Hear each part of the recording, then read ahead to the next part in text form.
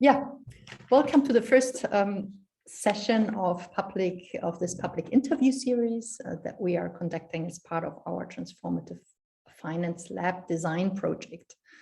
My name is Anja König and I lead our Transformative Finance initiative at EVPA.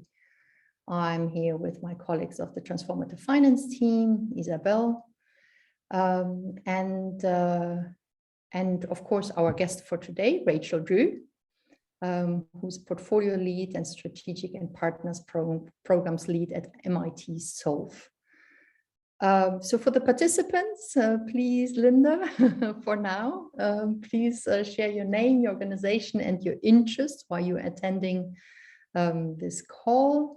And for all the participants who are joining us later, we're happy to bring you into this conversation as well after the conversation with Rachael, if you like. Before I give the word to Rachael to learn a little bit more about MIT Solve, I'd like to say a few more words about why we're doing this interview series and also how this fits into EVPA's work on transformative finance. If maybe, Isabel, you could start our small presentation on that. Maybe a few words about EVPA to start off with. Really, our mission is to mobilize resources for impact. We are a European community of more than 300 providers of capital and impact finance leaders. And our objective is really to build investing for impact capacity, to develop a thriving investing for impact ecosystem, and also raise the profile of investing for impact with policymakers and others. Why are we actually working on transformative finance at EVPA? We believe that the complexity and unpredictability nature of societal challenges that we are facing today, such as climate crisis, pandemic, inequality, requires us really to adapt our existing investment processes, capacities, and leadership methods. So this is why we believe we need new methods also of investing for impact, moving away from a very linear way of thinking towards a more circular and emerging approaches. And also moving from more isolated interventions towards collaborative approaches. Our goal is really to make investing for impact truly transformative, and we would therefore like to raise awareness about these new perspectives to give us visibility to pioneers and best practices and to enable effective peer learning. In 2021, we launched the CoLab Award to give visibility to system practices, and in 2022, we'll develop a Transformative Finance Lab. And why are we working on this Transformative Finance Lab? So we all recognize that the problems that we're trying to solve are complex and interconnected, but still financing support solutions are often developed and applied in an isolated and disconnected manner. And we also felt that there was a lack of spaces, of dedicated spaces that allow us to rethink finance and to bring organizations across the spectrum of capital to co-create financing solutions. We partnered with one of our members, Jacobs Foundation, to explore possible design options for such a lab. So this is really what we have in mind with the Transformative Finance Lab. It's supposed to be a facilitated space, a method, really a process that is supported by suitable technology. We hope to engage a diverse group of actors across the spectrum of capital. We hope to apply methods such as co-sensing, learning, exploring, experimenting, and co-creating and collaboration methods. And hopefully at the end of the day, we'll be able to explore possible futures and opportunity zones and help co-create financing solutions for impact, for transformative impact. So in terms of the process, this is actually first of a series of steps that we are undertaking. We are going to conduct a number of other interviews in the couple of weeks ahead of us. We have already started reaching out to members, partners, and other networks to better understand their priorities and needs for such a lab. There will be a design workshop that we are undertaking in April and May, and later this year we hopefully are able to carry out and conduct a first prototype to test our concept and see whether it actually works. So this is a little bit what we have in mind. So I'm really curious to hear more from Rachael about your approach at MIT Solve.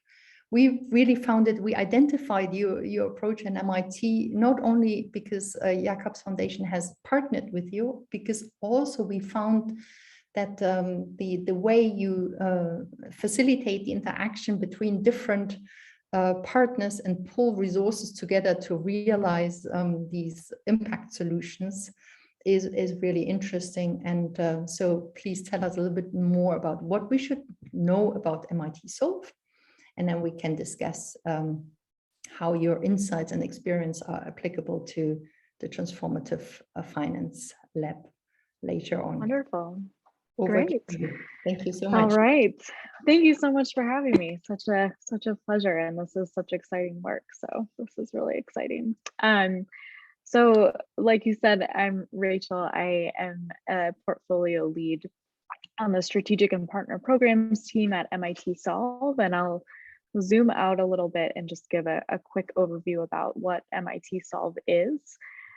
We are an initiative out of the President's Office at MIT. We've been around for about 5 years. So we're newer on the MIT campus in the MIT innovation ecosystem. And we were really started by the MIT president, Rachael, for a number of reasons. One being he has a firm belief, and MIT has a firm belief that the people on campus aren't the only ones that can solve problems. And in order to make progress and to tackle huge global challenges across the world, we need to invite more people to the problem solving table. And we need to find people that are not just on campus, not just in the Cambridge or Boston East Coast bubble, but we need to broaden those horizons. And so getting access to the innovation ecosystem, the innovation space, beyond those that have an MIT ID card. So that's one. And then two is that we have a firm belief in collaboration. So the underlying value and kind of methodology behind everything is that no one person, no one team, no one solution is going to move the needle for these big, complex global challenges. And so collaboration and partnership are a key there. And then I would say the third kind of key of Solve is that we bring people to the problem solving table by launching global challenges every year. So we identify through a design process and methodology some of the key issues or key complex challenges that are relevant around the world, sometimes domestic because we have those too now. And we launch those challenges on our open innovation platform. Once those are launched, anyone in the world can submit an application. They're published publicly on our website, which encourages even more collaboration. It's part of the transparency model of our open innovation platform. And then through a process of reviewing, through a process of judging and evaluation from an expert panel that we put together, the best and the brightest solutions are selected. And then in addition to the funding that we're able to provide, we then provide in-kind resources and wraparound support. So one part being that the Solve model is at the end of finding incredible entrepreneurs that are doing great things. The end goal is not to simply hand over a funding check, because we know that while entrepreneurs are always in search of funding and finances, a check goes by really quickly, especially in the startup world. And so if we can also provide things like a network, things like connections, partnerships, in-kind resources, that will catalyze the growth and the scale of these solutions at a rate that will far outlast the burn rate of a single check. So that's, in a nutshell, what Solve is. We also do a lot of other programming. We have an Indigenous Communities Fellowship, so we focus on the Indigenous populations within the United States. We also have a youth-focused program, and we also work with external partners to think about how they can more creatively and more transparently give away their grant funding as opposed to a simple RFP process or grant process. So we work with them to design similar kinds of innovation challenges to help foster innovation and also let them do the process in a little bit of a different way. So that's a lot of information. So I'll stop there and see if there's any questions. Yes, thank you so much for providing us this overview. I thought it was particularly interesting to hear the way you come up with these global challenges, and you just mentioned that you identify them through a design process. So it's not something that you come up with in the back room somewhere in your office, I assume, if you say it's a design process. Can you tell us a little bit about how you come up with these challenges and how you define them to make sure that it tracks the quality of submission and also the quantity of submissions, I assume, that you want to attract? Yeah, absolutely. For our global annual challenges, you're exactly right. They don't get decided in a back room just amongst our staff. We do have subject experts and content experts, of course, on our staff, but they're not the sole ones who make the decisions. So we, part of the Solve calendar year is devoted to challenge design specifically. So we run workshops that we call challenge design workshops. And through those, we invite in stakeholders. So if we have an idea of what a challenge topic might be, thinking about the challenge that we just launched that's related to our economic prosperity pillar, turned out to be focused on the care economy. So looking at care workers across the world, looking at how to formalize and how to ensure supports in the economy for care workers.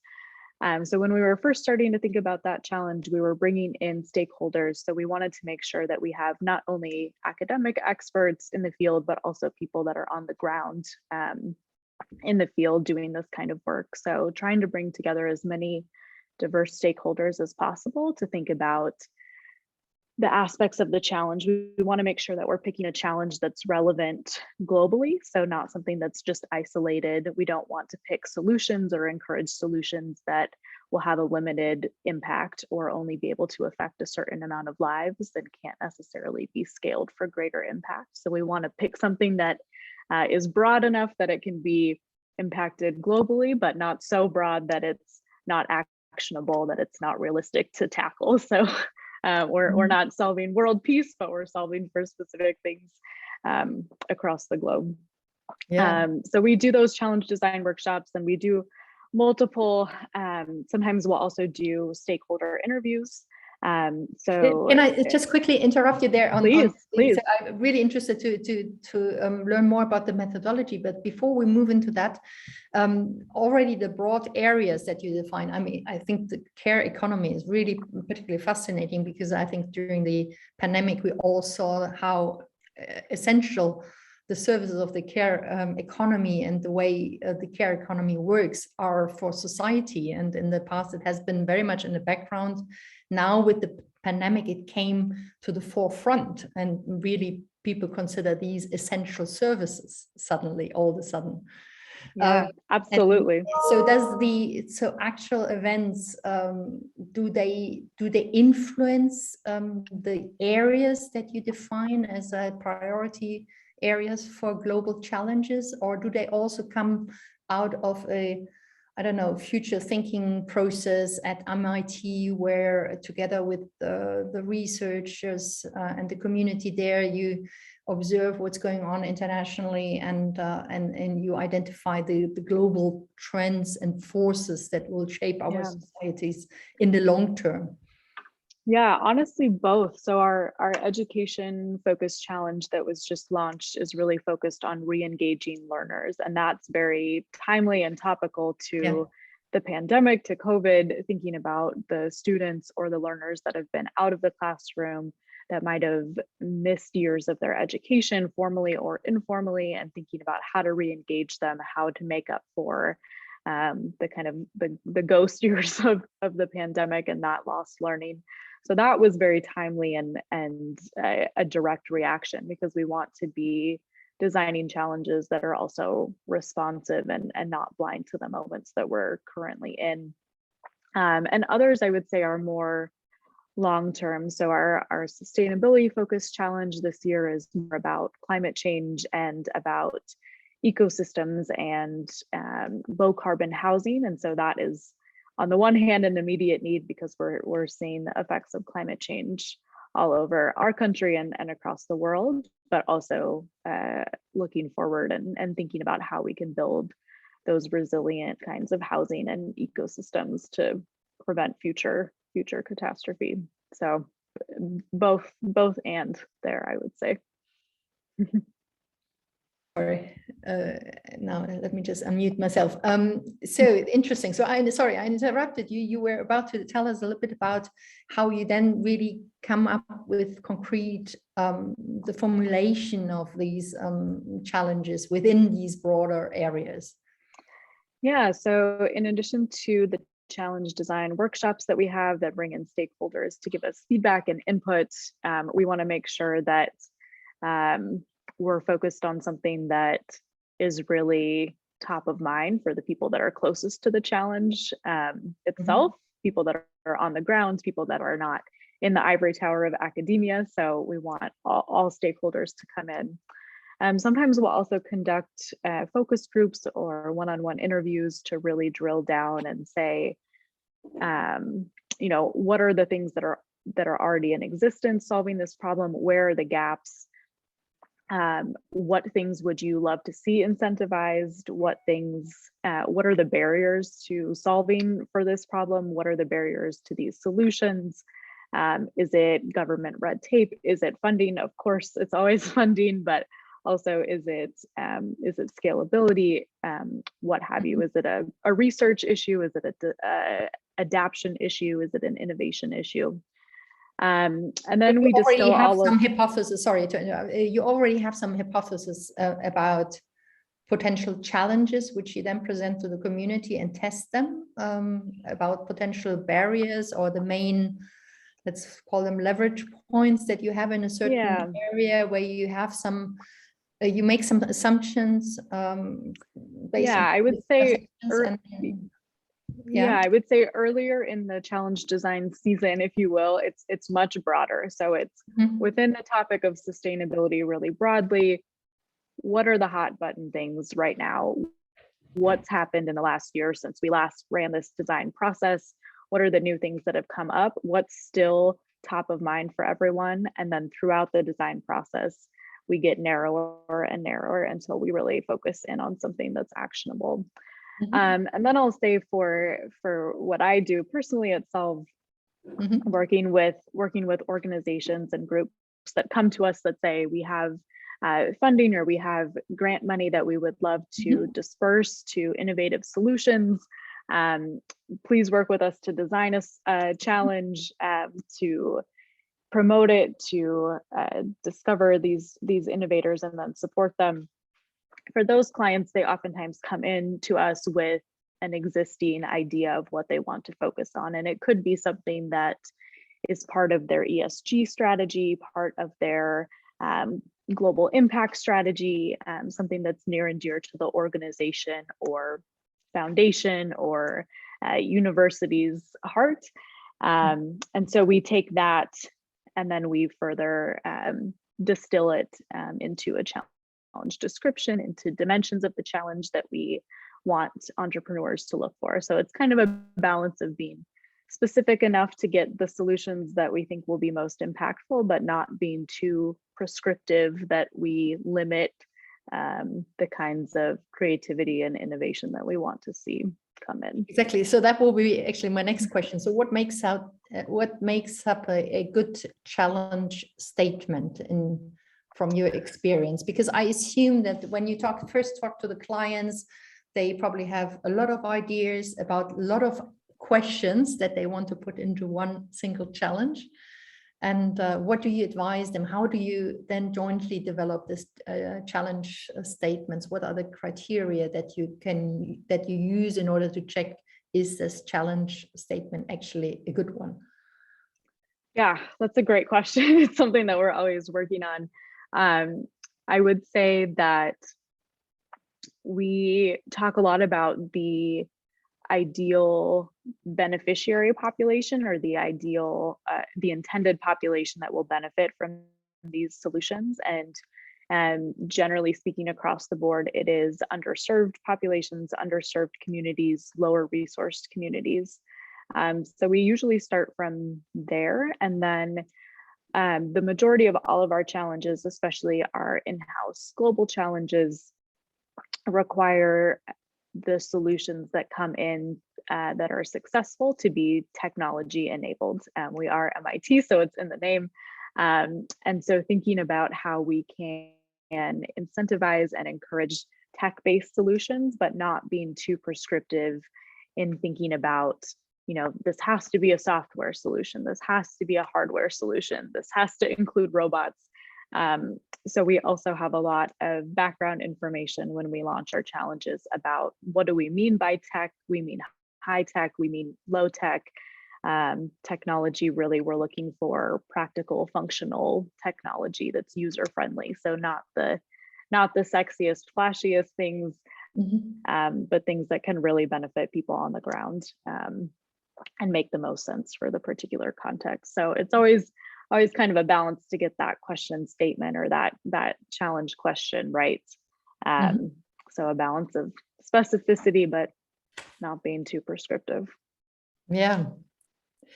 So that's really interesting. So I can see already a lot of work is going into the definition and identification of the right challenge and the formulation of the right challenge statement. On the other hand, you also, when someone looks at your website in order to apply to that challenge, you then have the incentives of the prizes or the awards or the awards basically that you are promising that you will give to the winners of those solutions. In which way do you think they manage to attract a certain crowd? Do you have experience with do people really check and see, what do I get the award for? And then do they rethink the way they make the submissions? Could there be potentially also a trade-off between what they would otherwise be submitting if it wasn't for the prizes? Yeah, I would say, sometimes people, I think, will pick and choose if they have an initiative or a startup that has maybe multiple projects or multiple prototypes. They might pick the one to submit and craft an application around the one that's more relevant, which makes sense. I would say our expert judge panels are hard to trick. They're experts in the field, so nothing gets past them in terms of trying to fit in something that's not necessarily a great or relevant fit. But I think the prizes, so once you are selected as a Solver team or one of our Indigenous Communities Fellows, Solve will automatically provide all of the winners across the board an initial $10,000 grant. So that is across the board, no matter what you selected for your prize, no matter what you're focused on. And then in addition to that, we have a huge pool of prize funding, and that is from organizations or sponsors that want to incentivize innovation in particular areas. So there might be a specific prize that's put forth for solutions that incorporate AI, for example. And so if you're applying and if your solution incorporates or is based on AI, you might be eligible for that prize and then can get additional funding on top of the $10,000. So there's technology specific prizes. There's also regionally based prizes. So maybe an organization or a sponsor is particularly focused on the Global South, for example, or Latin America and the Caribbean. So it might be a regionally focused prize. It might be UN Women that wants to incentivize female founded solutions. So it kind of runs the gamut for what people are most focused on and want to incentivize the most. Really interesting. Yes, I assume there's a lot of thinking about it. Who comes in to support the thematic solution, and then the sort of cross-cutting topics. That's quite an interesting way of thinking about these challenges. I know my colleague Peter is quite interested in the topic of challenges. Let me just bring him in for a moment. So Peter works with me and Isabel on the Transformative Finance Lab design. He's also engaged in the international networks at the EVPA, and in addition also responsible for our UK and Ireland memberships portfolio. So Peter, what do you think about what you just heard from Rachael? Any reactions on that? Unsurprisingly, thank you first. I mean, it's just always really interesting to hear from, you can read the website about 20 times until you actually hear someone describe it. For some reason, it doesn't quite work in my brain. And that's no criticism of your website. It's just, yeah, the way my brain works, I think. So that was really interesting.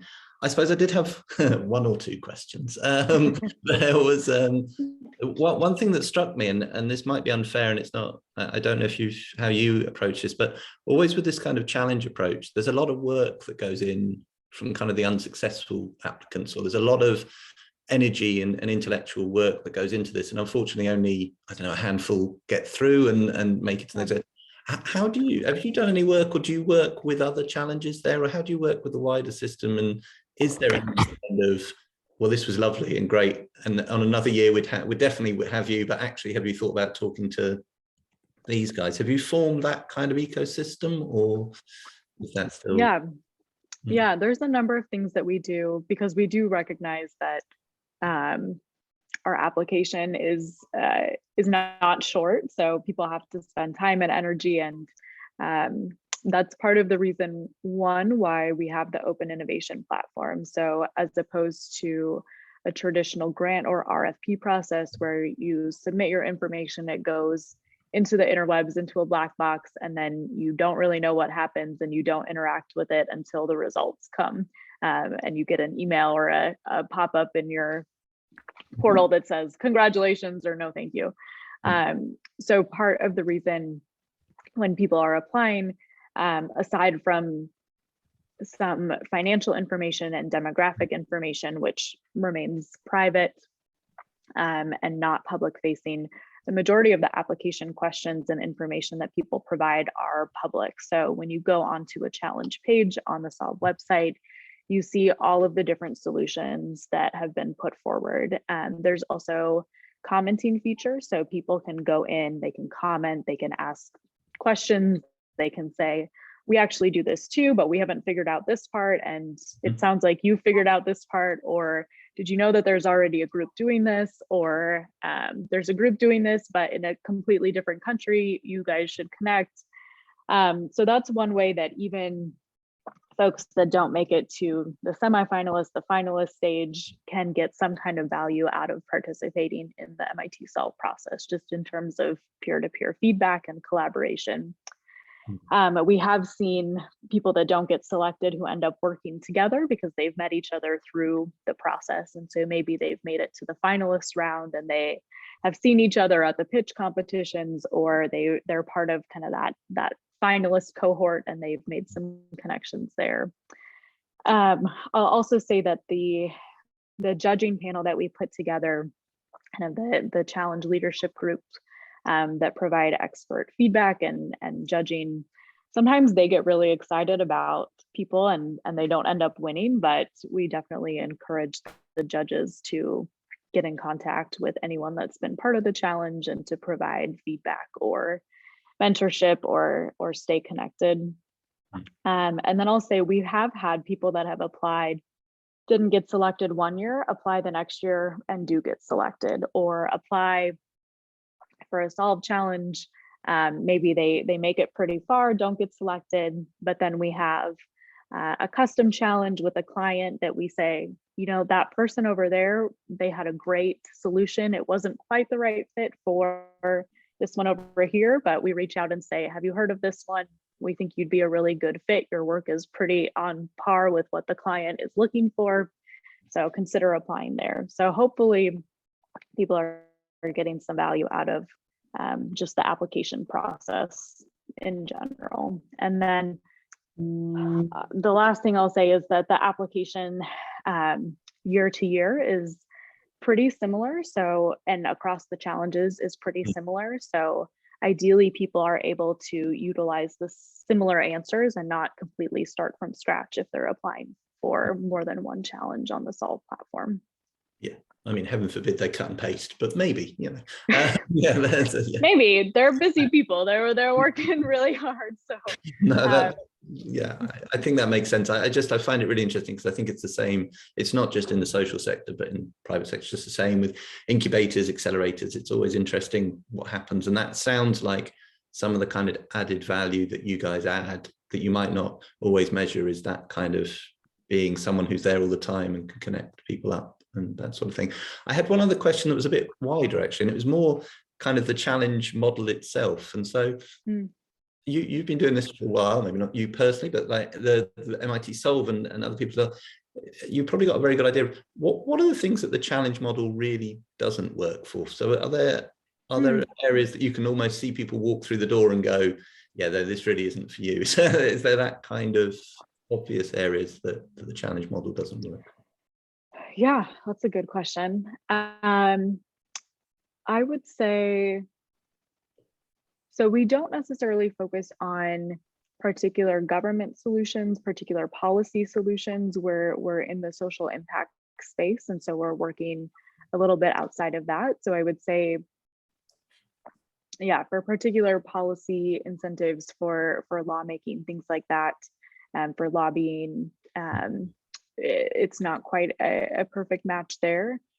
And then depending on the challenge and the challenge eligibility and parameters, we always attract, I would say, a certain stage of organization. So I would say some people, I'm sure, opt out of applying because they are so far into the growth stage of their solution that they're no longer applying for grants, for funding in this kind of space.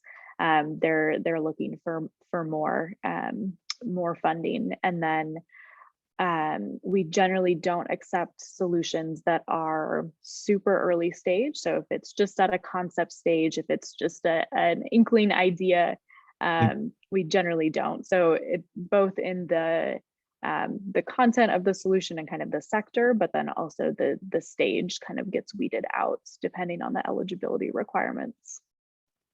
Just to clarify, when you say not a policy, it doesn't work for policy solutions, do you mean for the client not to be a government agency, or if an organization proposes, let's say, advocacy work for changing a law? You mentioned the law, I think. Would a client, are there public sector clients who are saying, oh, we have this particular public sector problem? I mean, effectively, all the societal problems are in a way public sector problems. At least we hope that government would take care of some of these problems. Which one is it? Is it? Do you have some public sector clients? The latter. So we'll definitely work with public sector clients or sponsors or members or what have you.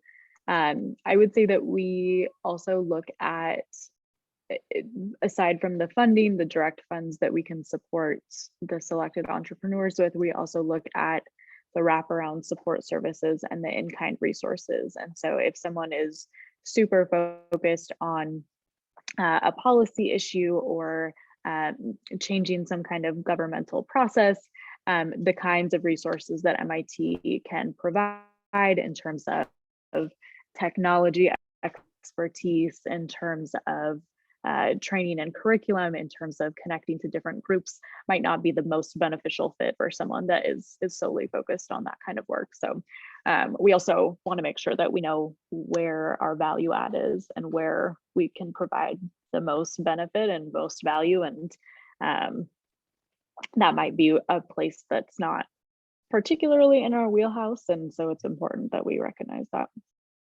Mm-hmm. Mm-hmm. I had one more question, if I may, and it's Of course. It's a bit of a messy one because I haven't quite worked out in my own head yet. But so I was very interested in the piece you have on the website around building the philanthropic fund in the donor advised fund model. I think it's $30 million as a starting point to invest in some of these spin-outs. And I had two real questions. One that's not very defined at all, which is just, it'd be great to hear a little bit more about how is that kind of like an end goal for Solve, whether you see a kind of long-term sustainable kind of model there to do that. And the second question was is that linking to, because I don't know, but I'm sure MIT have their own tech transfer kind of element in the university that are, you know, making millions or billions here and there when someone spins something out. And I just wondered what the relationship was, if there is a relationship with the kind of tech transfer in the college as well, if that makes sense. Yeah, I can touch a little bit. It's not my specific team, but I'll try my best to answer. So the Solve Innovation Futures, which is what we call our impact fund, is a donor advised fund that was started just a couple years ago, and meant to one, I think, diversify MIT Solve so that we are able to provide investment and have an evergreen fund in addition to the kind of grant funding that we're able to facilitate and provide to the entrepreneurs that we work with. So I think one, to just give us another avenue. Two, the donor advised fund space is quite new, quite innovative, and we wanted to be a part of that and have that be an example of a successful investment fund that's focused on social impact that might include for-profit companies, but all focused on organizations that align with our social impact values, and ideally something that's evergreen that can continue. I'll have to get back to you on the relationship between that and the greater MIT. MIT has so many different things going on, and it's quite decentralized. So I'll get back to you on that. No worries. I mean, and yeah, don't no panic on that. I just wondered because I was speaking with Oxford University Monday, which is yesterday, and yeah, we were having the same conversation where they don't even know there's 300 people in their school, let alone the thousands in the whole university. So you just don't know. And yeah, the innovations unit on one side, another. So I just hope that someone had it organised, but please, that's the challenges all around the world. I think, yeah, we can relate. Yeah. That is quite interesting about the financing, because it seems like, and we don't have to go very much in detail, but I just think the idea of combining the grant funding that you get from your clients and the and other partners, combining that also with at least the prospects of raising additional repayable finance in a way. I think it's debt and equity, I think. Do you see a way that you can actually leverage the grant money in order to attract maybe additional funding? So if one of your entrepreneurs, or have you observed that in the past that your entrepreneurial teams benefited from some of the prize money and the recognition that is linked to that, and then they were more able to raise funding from impact investors outside of MIT even? Yeah, definitely. We have selected earlier stage organizations that we've worked with. And since we started 5 years ago, we've supported hundreds of entrepreneurs. So it's fun to look back at kind of our alumni cohorts and see what's been able to happen with them. But I would say, just like you said, sometimes for earlier stage groups, it's that initial stamp of recognition, and the MIT brand is quite hefty. And so when we can lend that and shine that MIT spotlight on someone that doesn't necessarily have a track record in the social impact space, if they haven't been winning all of the competitions and on stages at different impact events, that also showcases that we've done the vetting, that we have put our stamp of approval on someone, and that oftentimes catalyzes far more in honesty than a single one-off check. So we've seen people go through their Series A, their Series B, and kind of follow that along.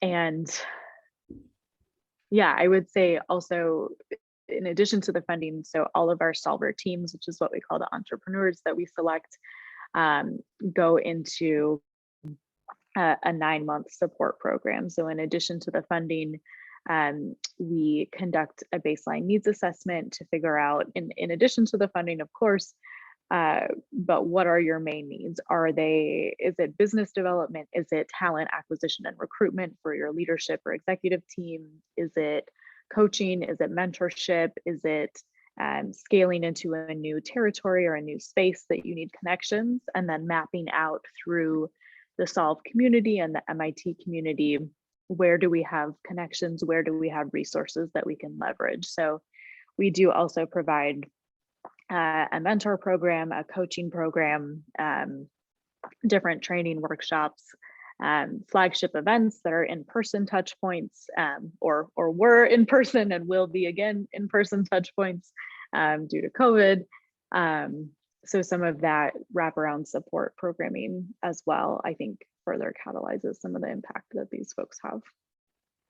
And for that, you would probably then need to pull in different resources and partners as well, no? So you really rely on this very strong network management almost, it seems, that where you keep the partners happy, the clients happy, that engage with you and continue to engage with you. Is there a secret that you can share with us on how to keep this community engaged and manage those partnerships effectively?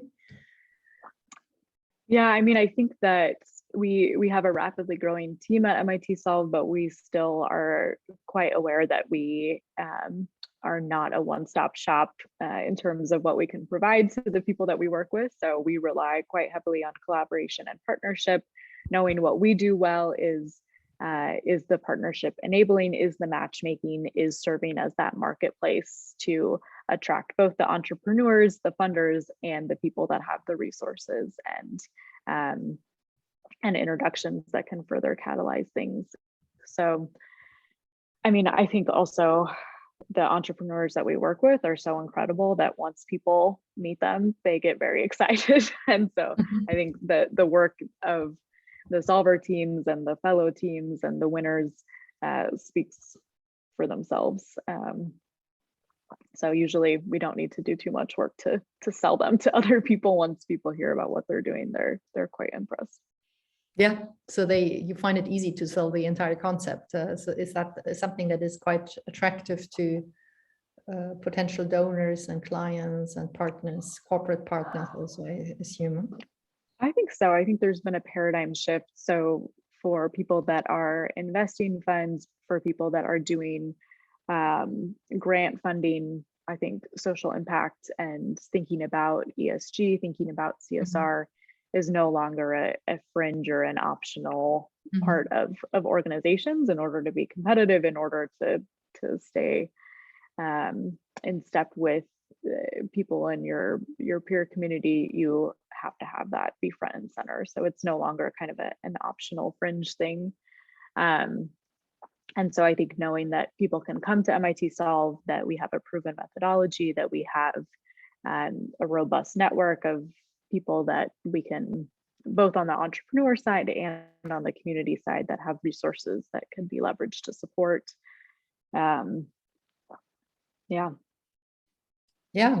That doesn't make a lot of sense. Yes.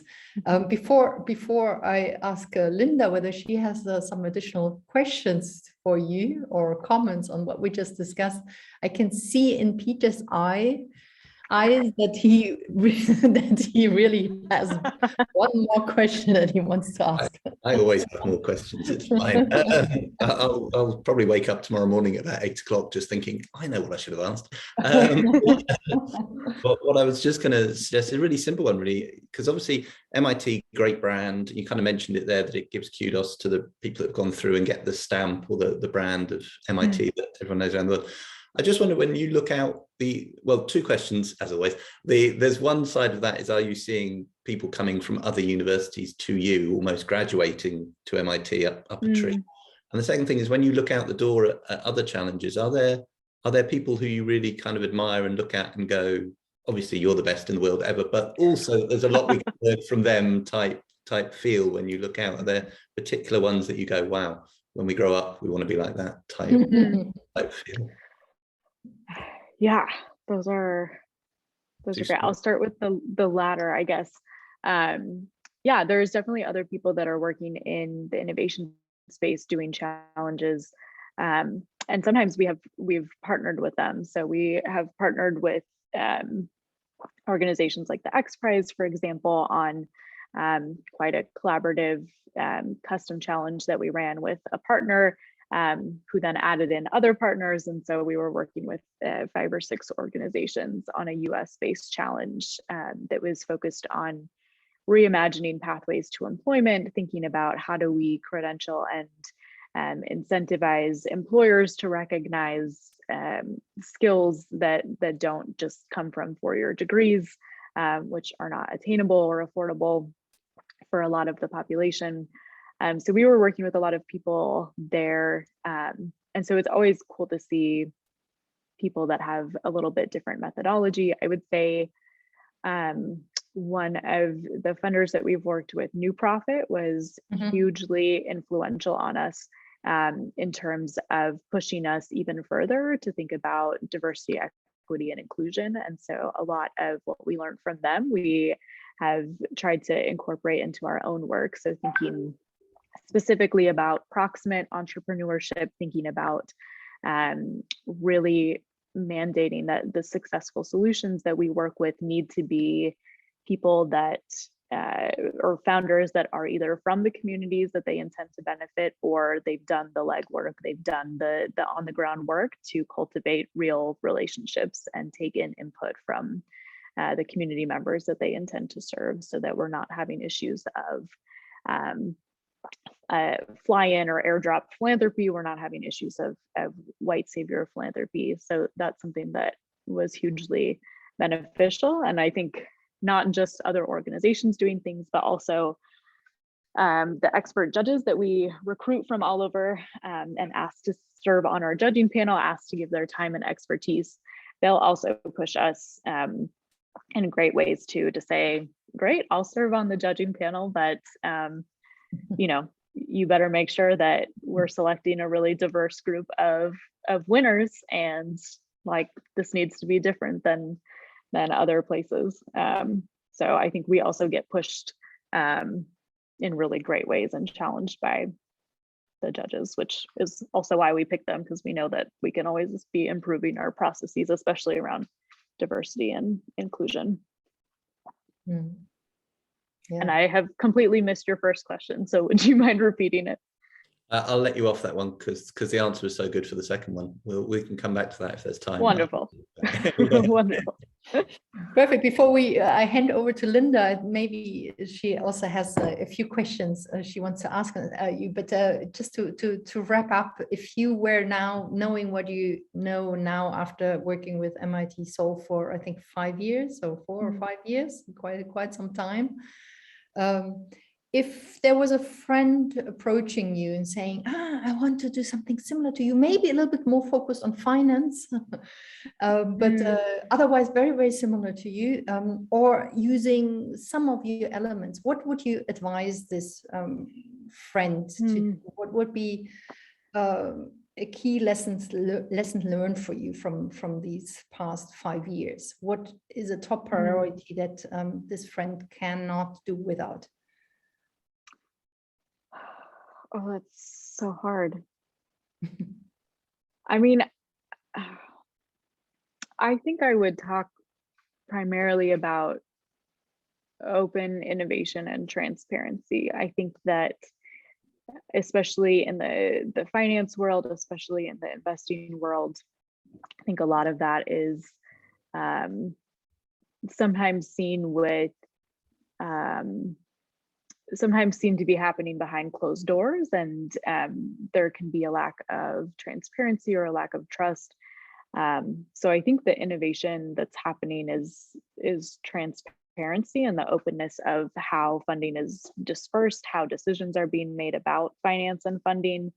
And then also thinking about the way the world is working right now, definitely in the United States the past couple of years, but I think also globally, the emphasis on diversity is also, I think I mentioned before, more with social impact, but I think definitely with diversity and finance and diversity and philanthropy, it's no longer a fringe, nice to have in the corner. It is central to all of the work that we do. And we know that we cannot be competitive and that we're not going to find the best solutions if we don't center that in the design to selection to support all of the methodology that we do. So I think keeping those two kind of central components of transparency and diversity front and center in the design of new finance and the rollout of new financial models for investment.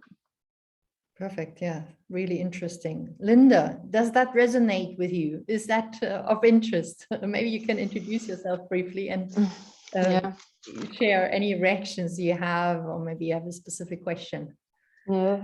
So I'm Linda Celeste from ADA. So ADA is a Luxembourgish NGO involved in inclusive finance. So we finance a project, in developing countries to enhance access to finance for entrepreneurs.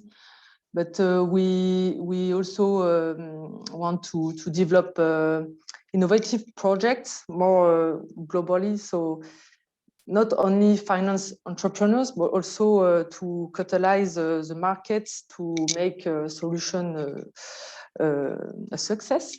So that's what you presented. It's very interesting. So it's a good way. I think it's an amazing methodology to collect innovative solutions and to accompany entrepreneurs to make the solution works and to have more impact. So for me, it's very good, very good methodology, and I wanted to know how an organization like ADA can be involved in this kind of initiative, to identify some solution we could found. What is the process to be involved in the challenge, in the process? Yeah, so many different ways. Kind of have a menu of of engagement opportunities, I would say, all the way from if you have a solution yourself and want to apply, all the way to participating in the design process. And so maybe being one of the stakeholders that we can say, what are you seeing in your corner of the world? What are the most pressing issues? What are the innovative things that you're seeing? Where are the gaps that we need to be aware of? To participating on a judging panel and providing some of that expertise, to supporting people that are selected. I think even going back to Peter, the question that you had about who does our model not work for, or what aspects does it not work for? We usually tell people, and we market this, that if you're an applicant or a potential applicant and you're only interested in funding, this is probably not the right avenue for you to take, because the people that have gotten the most out of becoming solvers are people that are fully engaged in the support program. They're fully engaged in networking with their cohort of other winners, and those are the people that are making the connections that are then going to catalyze them even further than just receiving a check and saying, thanks so much, goodbye forever.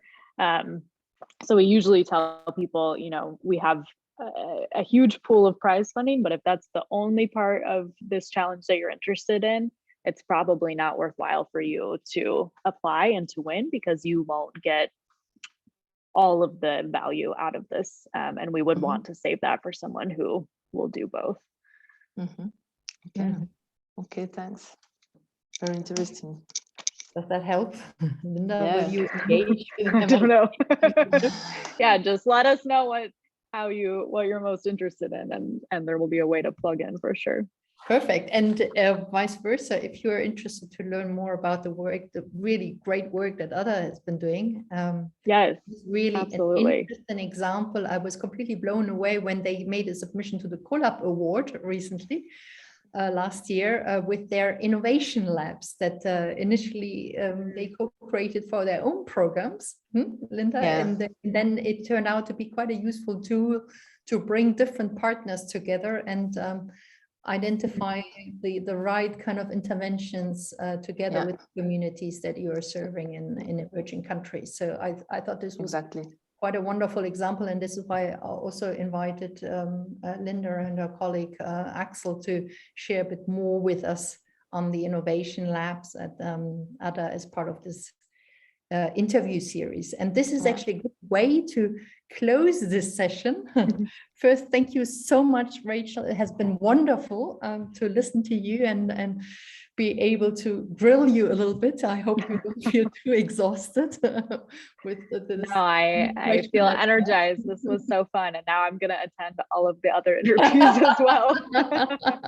Wonderful. And I hope you'll engage with us even beyond the public interview series for the TFL, because EVPA is doing a lot of work on innovation, working with different kind of organization capital providers across the spectrum of capital. So maybe we can even explore some areas of cooperation between EVPA and yourselves. And yeah, it's actually, so thank you very much for that. Thank you very much, Linda, for attending the session.